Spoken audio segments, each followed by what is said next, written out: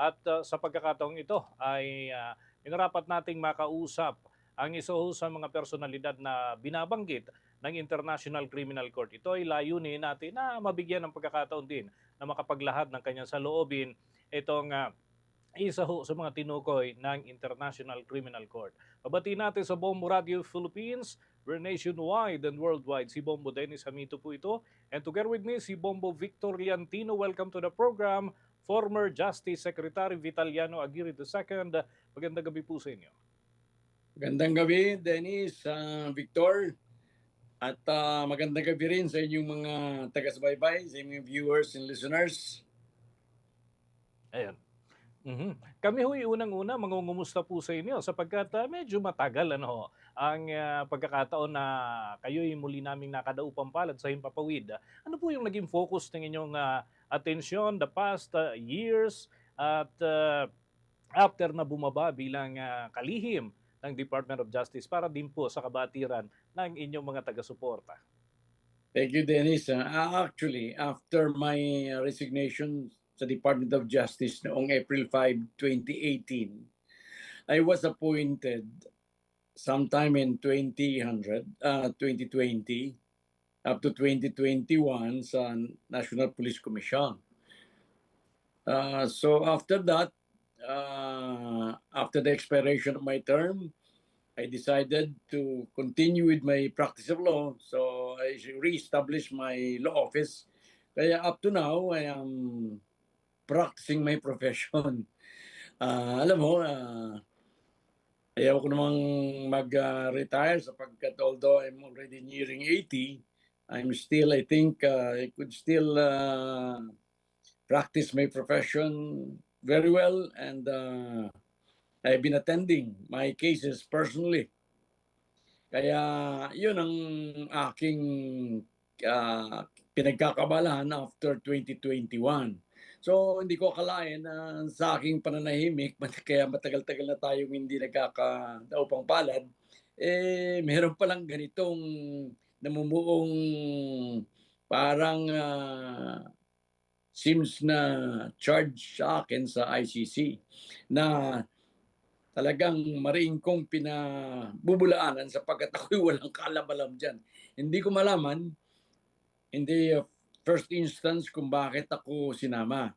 Pero pagkatapos kong suriin ang mga pangyayari, I believe na alam ko na kung bakit ako sinama dito. Kasi meron silang sinasabi dito na meron daw common plan si President Duterte na yan ang ginamit niya sa pagsiil o papalaganap itong AJK killing, AJK at saka itong mga killings ng civilians and those involved in drugs. Pero ako sa Department of Justice, up to my resignation in April 2018, wala naman akong kalam-alam dyan. Hindi ko nga malaman kung bakit ako sinama.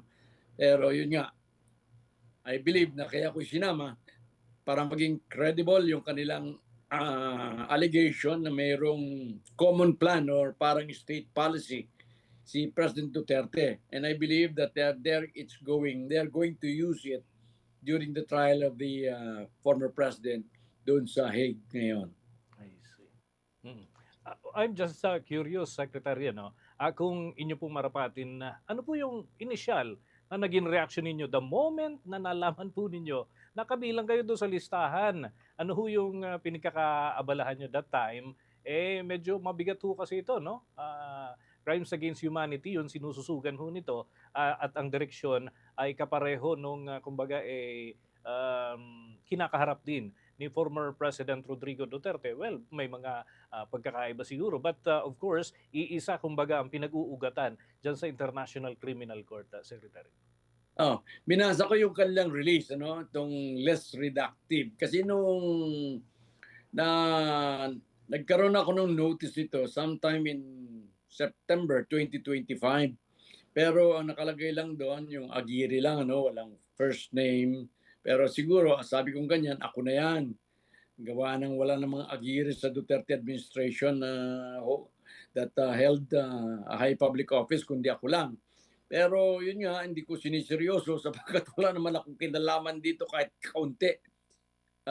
Dito sa war on drugs na ito, kung meron namang patayan dyan, as a matter of fact, ako nga naging instrumental sa pag-solve ng ibang mga victims ng war on drugs. And I'm going to detail it maya-maya, no? Pero yun, hindi ko sineryoso. Ngayon, lumabas ulit, then sabi ko ganyan, mukhang siniseryoso na ito. So, I have to say my piece na talagang wala akong kinalaman dyan. And I believe na kaya lamang sinama ako dyan, gawa nung sinasabi lang meron silang grand plan, meron si Duterte'ng grand plan, siyang head, at hindi magiging kapanipaniwala yung allegation ng grand plan without including the Department of Justice and the Secretary of Justice. Kaya ako'y napasama dyan kahit ako ay walang kalam-alam dyan. Pero yung grand plan na yan, ngayon kulang nalaman itong nakaraang 3 days ago nung Valentine's Day at yan ay kung ang masasabi ko na embed to lang yan sapagkat kung sinasabi lang grand plan na kasama ko, hindi totoo yan sapagkat ako'y walang kaalam-alam dyan. Okay. Secretary, kanina may lumabas din ho na statement from the former senator, former Justice Secretary, former Commission on Human Rights head na si Representative De Lima. Sabi niya, it's about time. Sila naman yung hahabulin ng kaso dyan sa International Criminal Court. Any comment to that, Secretary? Actually, binasa ko yung less redacted release from the website ng ICC. Ang sabi doon, dalawa ang pinanggalingan ng possible violations ko. Nung unang-una, nung 2010, when I was lawyering for President Duterte. At ang ikalawa, nung ako ay appoint as Secretary of Justice. Now, doon muna sa una, I was hired by President Duterte in 2010. I went to Davao because of the charges made by De Lima. He was then the chair of the Human Rights Commission. Dinimanda niya si President Duterte nung mga extrajudicial killing na yan, nagkaroon ng investigation, na-dismiss yan porque wala namang ebidensya si De Lima. Actually, sila ang in power noon, siya ang Human Rights Commissioner, and it was during the time na ang government is under the President Pinoy. Ngayon, at that time, wala silang napatunayan. Kaya nagtataka ako ngayon, bakit ito ay magiging kasalanan ko? Ay ako'y nag-abogado lang kay President Duterte noong 2010. Dito sa Pilipinas, kailanman hindi naging krimen ang maging abogado sa isang akusado. Ang ibig bang sabihin niyan ay naging krimen na yan pagdating sa ICC o sa Hague.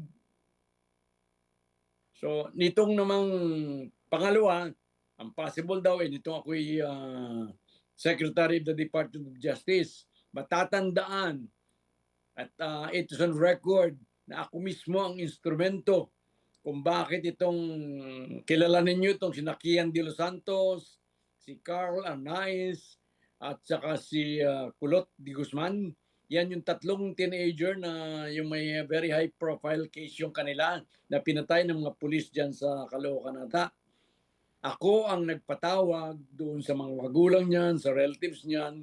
Dinala ko yan sa Malacanang, sa Bahay Pangarap, and they were met by the president then.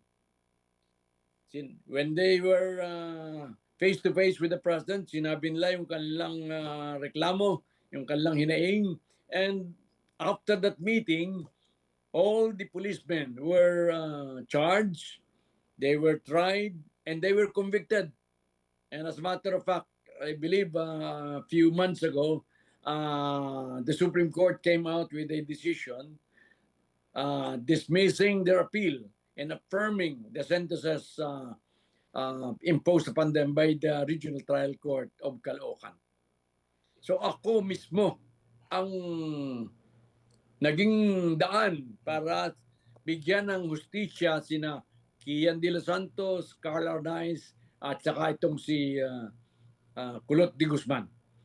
Hindi pa yan.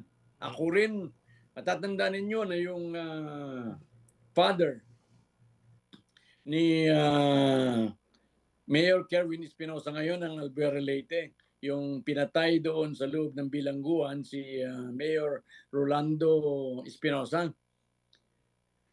Noon ay parang hindi nila siniseryoso yung pagpatay na yan. Sabi ko ganyan, sabi ko hindi naman ako naniniwalang paano mangyayari dyan, nasa loob na ng bilangguan tapos mamatay ang tao. So what I did, I directed the NBI to investigate the killing.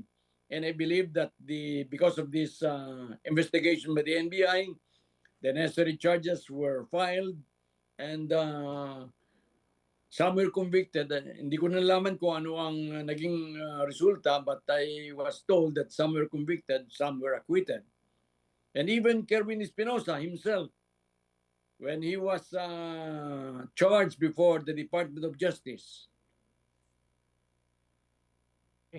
porque walang evidence laban sa kanya, the Department of Justice under me dismissed the charges against him.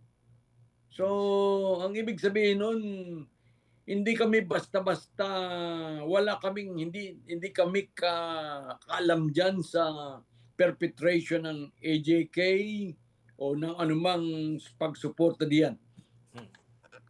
Okay. Kaya yan lamang ang ilan sa mga ginawa ko when I was Secretary of Justice na nagpapatunay na kailanman na hindi ako kalam dyan sa illegal killing ng innocent civilians or even itong mga drug lords and drug pushers. I see. Secretary, may mga katanungan pa ho kami and of course, ang akin pong katandem si Bombo Victor, may ilang punto rin ho na nais na maitawid na katanungan po sa inyo. Bombo Vic? Well, kung ano man yung katanungan, I'm very glad to, I hope that I could share, mapapaliwanag ko kung ano man ang mga... Secretary, additional question lang sa mga naunang questions ni Bombo Dennis, no? Kasi may nababanggit yung ICC, ano hong klaseng legal assistance o yung binabanggit ho ng International Criminal Court? May pagkakataon po ba nung kayo ay nasa private lawyer pa and nung kayo ho ay nasa pwesto na nagbigay ho kayo ng legal na tulong doon ho sa mga pulis at ilang sibilyan na dawit ho dito sa umano'y war on drugs? Bilang abogado, it is our profession. Pag yan ay kinuha ang aming serbisyo as a lawyer, obligasyon namin na bigyan sila ng tamang advice at tamang serbisyo. As to what are these are purely and absolutely confidential. Hindi na maaari kaming i-examine dyan kung ano ang nangyari between client and lawyer. Yan ay privileged communication dito sa ating bansa. I don't know sa ibang bansa, but here, it is perfectly legal. Kailanman ay hindi naging krimen ang umaktong lawyer ng akusado pagkasama-sama man niyang akusadong yan. At this early, no, may mga battery of lawyers na po ba kayong nabuo kung sakali man para humarap po sa ICC? May mga, I beg your pardon, hindi ko nakuha. May mga battery of lawyers na po ba kayo? May mga nabuo na po ba kayo mga abogado na siyang tutulong ho sa inyo sakali man na humarap po kayo sa ICC? Well, alam mo, kaya sinabi ko na kailanman hindi ako tatakas. Gawa ng I'm still practicing my law eh.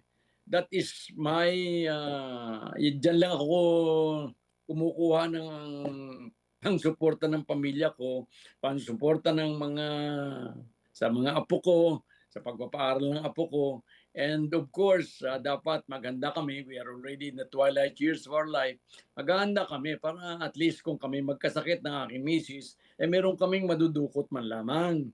So, pag ako'y nagtago o umalis ako, mawala yung aking hanap buhay. Pero doon sa katanungan mo, meron na ba akong veteran lawyer? Hindi ko kailangan ng veteran lawyer because I couldn't afford expensive lawyers. Hindi ko maaring, I could not afford the likes of Kaufman and even high caliber lawyer of the Philippines. But I myself could study this law on ICC, on the Rome Statute. Kasi nung una, hindi ko naman siniseryoso kasi sabi ko walang mangyayari dyan porque wala naman akong kinalaman dyan kahit katiting eh. So, pero ngayon, I have my law office, small law office here in Parañaque. Dito lang kami sa Parañaque, sa BF Homes. At they will going to help me, but they are very qualified.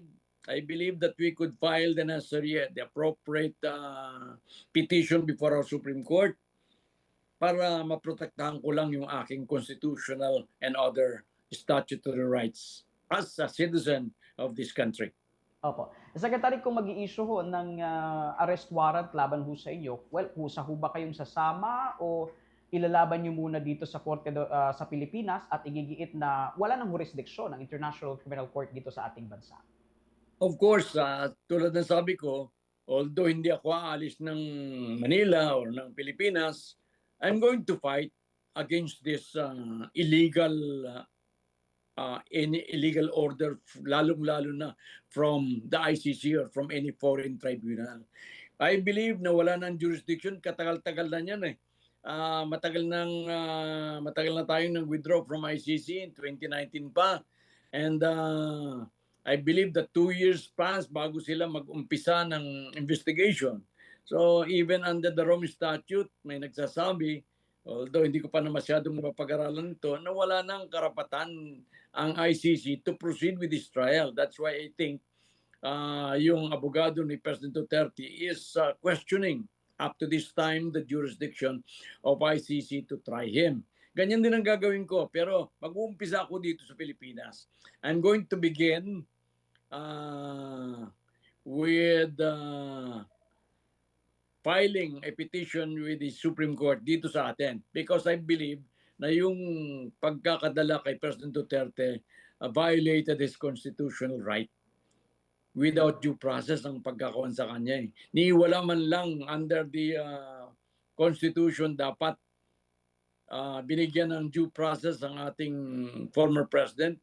Dapat it should be a local or domestic courts ang nagbigay ng karapatan para siya ay dalhin sa Hague or kusan mang country siya ililitishin. Pero yan ay hindi nangyari sa kanya, hindi siya nabigyan ng pagkakataon na to get the necessary to file the appropriate case.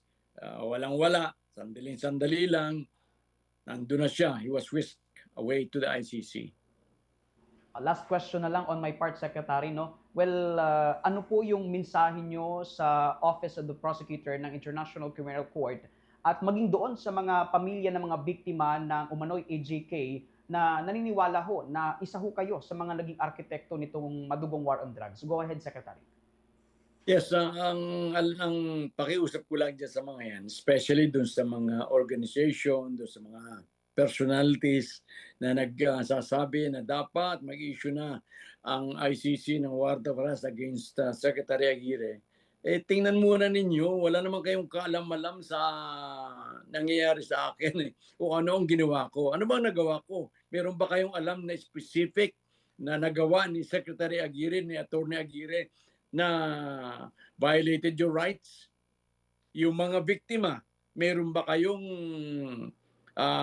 dyan sa pagkampatay or sa sakta ng inyong mga kaanak, kung meron man, meron bang nagsabi sa inyo na si Secretary Aguirre ay may kagagawa niyan?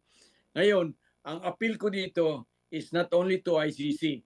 Of course, I believe that the ICC should examine whatever complaint is filed against us.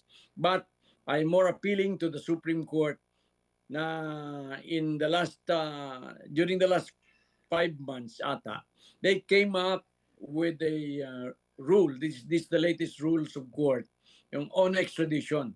Very clear dun sa extradition na yan, rule on extradition, na before a Filipino citizen could be extradited to a foreign country.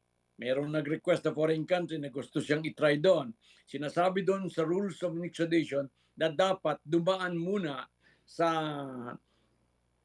judicial process ng Pilipinas before the RTC, then the Court of Appeals, and I believe that the Supreme Court could still you could still appeal to the Supreme Court doon sa extradition na yon.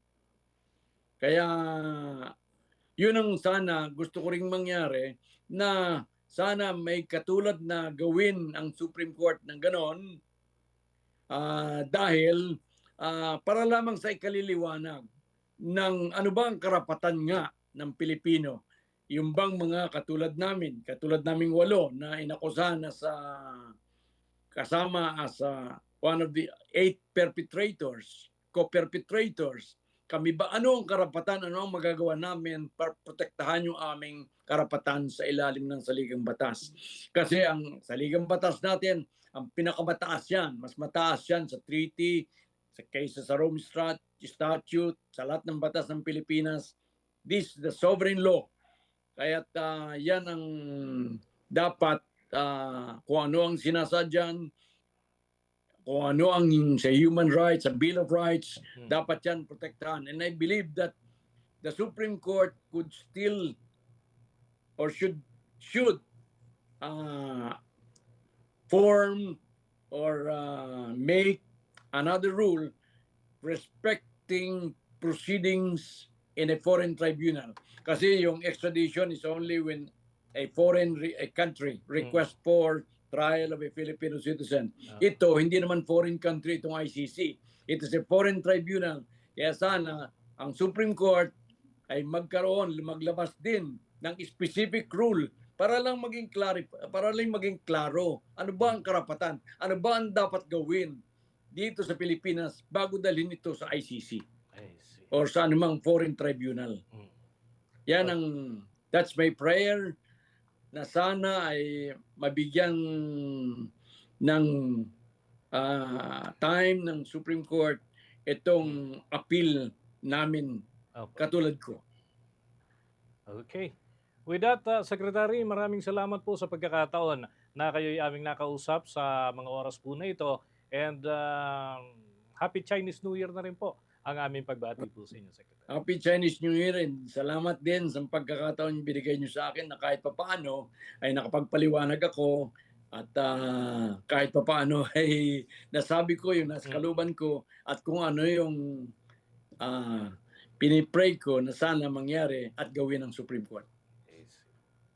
Thank you. Mga kabombo, mga Castar Nation, nakausap po natin ang dating kalihim ng Department of Justice, si Secretary Vitaliano Aguirre II, at yan mga kabombo, may kinalaman doon sa kaso na kanyang kinakaharap ngayon dyan sa International Criminal Court. For the most trusted source of news and information, visit our website at www.bomboradio.com. Follow us on Bombo Radio mobile app, Facebook, YouTube, TikTok, and X, formerly Twitter. Like, share, and stay connected. Anytime, anywhere.